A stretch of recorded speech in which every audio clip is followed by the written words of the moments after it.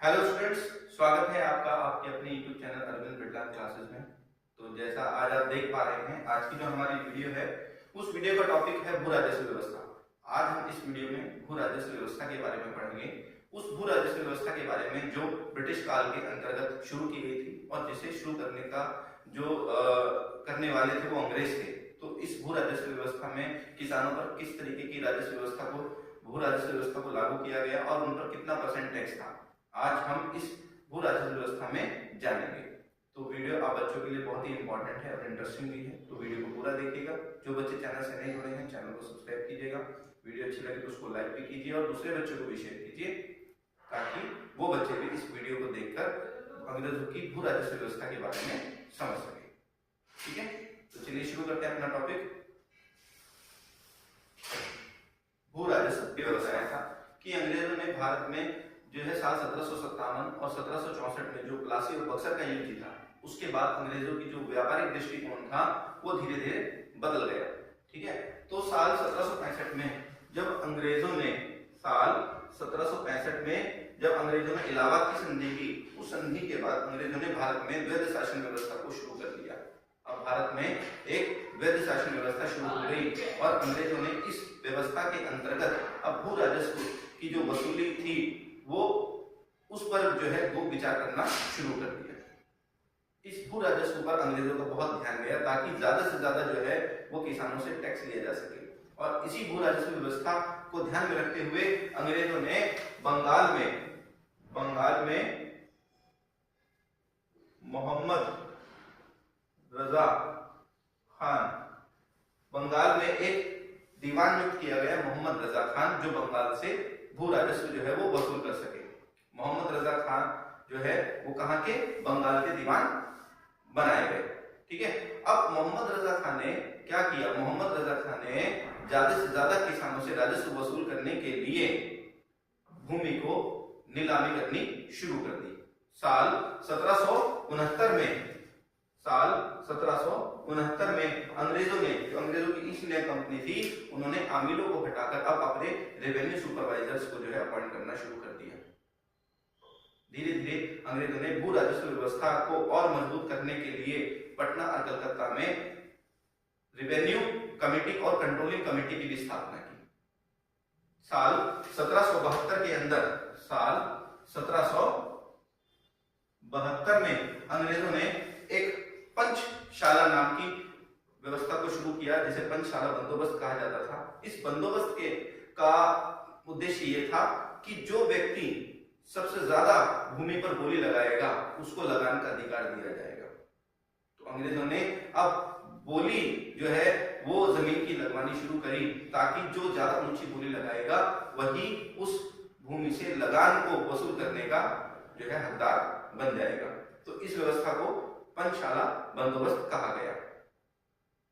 परंतु साल 1777 के अंदर अंग्रेजों ने ये व्यवस्था जो है बंद कर दी और अब वार्षिक लगान जो है वो लगाना किसानों पर शुरू किया।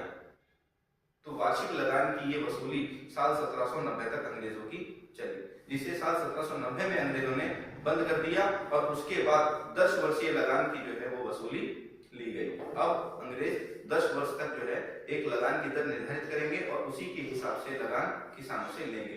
परंतु साल 1793 में लॉर्ड कॉर्नवालिस ने इस 10 वर्षीय व्यवस्था को बंद कर दिया और अब लगान की दर जो है वो फिक्स कर दी, जिसे क्या बोला गया स्थायी बंदोबस्त। इसे स्थायी बंदोबस्त बोला गया और इसको लाने का जो श्रेय था वो किसको जाता है, कॉर्नवालिस को जाता है, जो उस समय बंगाल के गवर्नर जनरल थे। तो आज इस स्थायी बंदोबस्त के बारे में हम पढ़ेंगे। ठीक है, जिसको लाने का श्रेय किसको जाता है, कॉर्नवालिस को जाता है। साल 1793 में इस व्यवस्था को शुरू किया गया बंगाल में। ठीक है, तो ये जो स्थायी बंदोबस्त था, इस स्थायी बंदोबस्त को ब्रिटिश भारत की जो भूमि थी उस 19% भूमि पर जो है वो लागू किया गया। 19% भूमि पर, ब्रिटिश भारत की 19% भूमि पर लागू किया गया और ये व्यवस्था बंगाल, बिहार, उड़ीसा, बनारस इत्यादि जगहों पर लागू की गई। इस व्यवस्था के अंदर किसको, जमींदार को, इस व्यवस्था में जमींदार को जमीन का मालिक माना गया और जमींदार जो है उसको ये अधिकार दिए गए कि वो किसानों से लगान वसूल करेगा। ठीक है, इस स्थायी बंदोबस्त को कई और नामों से भी जाना गया, जैसे जमींदारी प्रथा, इस्तमारी प्रथा, जागीरदारी प्रथा। तो इसे कई सारी प्रथाओं के नाम से भी जाना गया और इसे सूर्यास्त प्रथा के नाम से भी जाना गया, क्योंकि अगर कोई जमींदार सूर्यास्त से पहले लगान अंग्रेजों के कोष में जमा नहीं करा पाता था तो उसकी जमींदारी उससे छीन ली जाती थी। इसीलिए इसे सूर्यास्त कानून के नाम से भी जाना गया। तो जैसा मैंने बताया कि जमींदार को जमीन का जो है वो वास्तविक स्वामी माना गया और जमींदार को बोला गया, कंपनी ने, ईस्ट इंडिया कंपनी ने जमींदार को बोल दिया कि आप जमीन के वास्तविक मालिक हो और आप जो है वो किसानों से लगान लेंगे। अब जमींदार किसानों से लगान वसूल करने लगा, जहां पर कंपनी ने जमींदार और अपने बीच में एक परसेंटेज, एक क्राइटेरिया जो है परसेंटेज का वो फिक्स कर दिया कि कितना जमींदार को अपने पास रखना है और कितना कंपनी को लगान पे करना है। जैसे जमींदार को 11% जो है वो अपने पास रखना है लगान का। अगर 100 रुपए जमींदार किसान से ले रहा है तो उस 100 रुपए में से 11 रुपए किसान जो जमींदार है वो अपने पास रखेगा, बाकी 89% जो है वो कंपनी के पास जमा उसे कराने पड़ेंगे। तो कंपनी ने ये दर फिक्स कर दी, किस पर? जमींदार के ऊपर। आगे तो भू राजस्व की ये दर जो है वो अब क्या कर दी? निश्चित हो गई। और जैसे मैंने आपको बताया कि इस स्थायी बंदोबस्त को सूर्यास्त कानून के नाम से भी जाना गया, क्योंकि ये जो व्यवस्था थी, ये व्यवस्था जो थी, इसमें जमींदारों ने बाद में किसानों का शोषण करना शुरू कर दिया, क्योंकि कंपनी ने जमींदारों के जो थे वो दर जो है तय कर रखी थी लगान वसूली की कि इतनी जो है दर आपको अपने पास रखनी है और इतनी कंपनी को पे करनी है। तो जमींदार किसानों पर शोषण करने लगे। जमींदारों ने निर्धारित तय दर से अधिक परसेंटेज से किसानों से ऋण और टैक्स जो है वो वसूल करना शुरू कर दिया। तो इससे क्या हुआ? इससे किसानों का शोषण होना शुरू हो गया, क्योंकि निर्धारित तय की गई दर से ज्यादा जमींदार अब किसानों से टैक्स वसूल करने लगे और ज्यादा मात्रा में वो अपने पास रखने लगे, जिससे क्या हुआ? कंपनी की आय अब क्या हो गई? कम हो गई और किसान जो है वो कंपनी से किसी तरह से कोई भी संपर्क नहीं रख पाते थे, क्योंकि जमींदार ही किसानों से टैक्स वसूल करता था और जमींदार ही कंपनी में जो लगान था वो जमा कराता था। तो इस तरीके से इस व्यवस्था में कई सारी खामियां आई, जिसकी वजह से रैयत वाली व्यवस्था की। रैयत, ठीक है, रैयत इसका मतलब है किसान।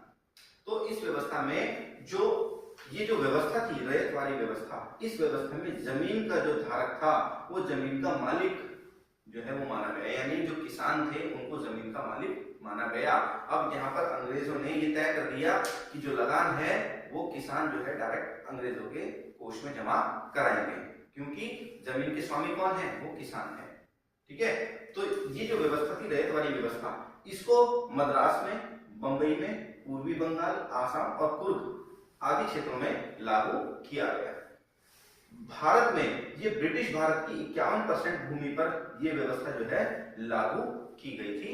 रैयत वाली व्यवस्था को ब्रिटिश भारत की 51% भूमि पर लागू किया गया और ये व्यवस्था, रैयत वाली व्यवस्था जो है, सबसे पहले ये साल 1792 में मद्रास के 12 महल जिले में कैप्टन रिड के द्वारा ये लागू की गई थी।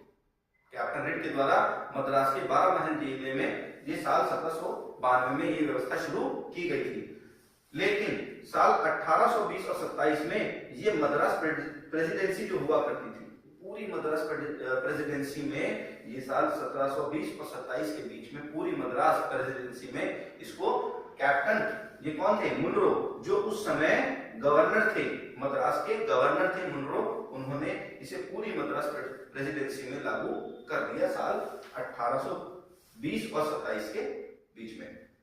साल 1825 में ये बंबई प्रेसिडेंसी में ये रैयत वाली व्यवस्था को लागू कर दिया गया। ठीक है, तो इस रैयत वाली व्यवस्था में जैसे मैंने आपको बताया कि इसमें किसान को जो है वो जमीन का मालिक माना गया। अब किसान जो है वो अंग्रेजों को टैक्स जमा कराएगा, लेकिन इस व्यवस्था की सबसे बड़ी जो कमी थी वो ये थी कि इसमें जो लगान की जो दर थी वो काफी ऊंची थी। इसमें लगान की जो दर थी वो काफी ऊंची थी और किसानों से बड़ी कठोरता से, बड़े जो है दुर्व्यवहार से उनसे लगान वसूल किया जाता था। उनके साथ बड़ी जाति और कठोरता दिखाई जाती थी लगान वसूल करते समय। तो उनसे लगान जो है किसानों से काफी कठोरता से वसूल किया जाता था। दूसरा, जब किसानों के पास लगान को देने के लिए पैसा नहीं होता था तो वो साहूकार और दूसरे जमींदारों के चंगुल में आ जाते थे, वो उनसे कर्जा लेने लग जाते थे। तो यहाँ पर एक वर्ग पैदा हो गया जिसे जमींदार या साहूकार बोला गया है, जो किसानों को पैसा देते थे लगान चुकाने के लिए, यानी उन्होंने किसानों को कर्जा देना शुरू कर दिया। तो यहाँ पर किसान और साहूकार जो है, अब इनके मध्य एक संबंध स्थापित हो गया। ठीक है, तो इस व्यवस्था में भी कई सारी खामियां थी। हालांकि इस व्यवस्था में किसान का कंपनी के साथ संपर्क स्थापित हो गया, लेकिन इस व्यवस्था में सबसे बड़ी कमी ये थी कि इस व्यवस्था में लगान की जो दर थी वो काफी ज्यादा थी और लगान बड़ी कठोरता से वसूल किया जाता था, जिसकी वजह से किसान को मजबूर होकर साहूकार और दूसरे महाजनों से पैसा जो है वो कर्ज लेना पड़ता था लगान चुकाने के लिए, जिस वजह से किसान की कई बार जमीन और दूसरे उसके जो जानवर हुआ करते थे वो सब साहूकार जब्त कर लेते। बड़ी व्यवस्था, ये महलवाड़ी व्यवस्था भी जो थी ये एक तरीके से भू राजस्व व्यवस्था का ही एक हिस्सा था, जिसे अंग्रेजों के द्वारा शुरू किया गया था। तो इस व्यवस्था की अगर हम बात करते हैं तो ये व्यवस्था सबसे पहले 1819 में हॉल मैकेंजी के माध्यम से इस व्यवस्था का प्रस्ताव जो है वो दिया गया था। हॉल मैकेंजी ने साल 1819 में महलवाड़ी व्यवस्था का प्रस्ताव जो है वो दिया था। ठीक है, इसके बाद अगर हम बात करते हैं लगान, तो इस व्यवस्था में, महलवाड़ी व्यवस्था में लगान निर्धारण के लिए एक गांव या गांव के समूह को इकाई माना गया। महलवाड़ी व्यवस्था में लगान वसूल करने के लिए एक गांव या गांव के समूह को एक इकाई माना गया जहां से लगान वसूल करना था। अब यहाँ पे लगान वसूल करने की जो जिम्मेदारी थी वो किसको दी गई? वो दी गई गांव के मुखिया को। गांव का मुखिया, या हम बोल सकते हैं कि वो लंबरदार, जो गांव का सबसे मुख्य व्यक्ति होता था, उसको अंग्रेजों ने लगान वसूल करने की जिम्मेदारी दी और ये बोला गांव के मुखिया और लंबरदार को कि आपको गांव के एक गांव या उस गांव के समूहों से जो है लगान वसूल करना है। ठीक है, तो ये व्यवस्था जो थी महलवाड़ी व्यवस्था, ये व्यवस्था कहां पर? उत्तर और दक्षिण भारत में, पंजाब और मध्य प्रांत के भागों में लागू की गई। तो इस व्यवस्था को न केवल उत्तर दक्षिण भारत में बल्कि मध्य प्रांत में और पंजाब में शुरू किया गया। महलवाड़ी व्यवस्था जो थी ये ब्रिटिश भारत की 30% भूमि पर लागू की गई। महलवाड़ी व्यवस्था ब्रिटिश भारत की 30% भूमि पर लागू की गई, परंतु इस व्यवस्था में भी क्या थी? इस व्यवस्था में भी जो भू राजस्व की दर थी वो काफी ऊंची थी, जिससे किसानों की जो आर्थिक दशा थी वो काफी खराब हो गई।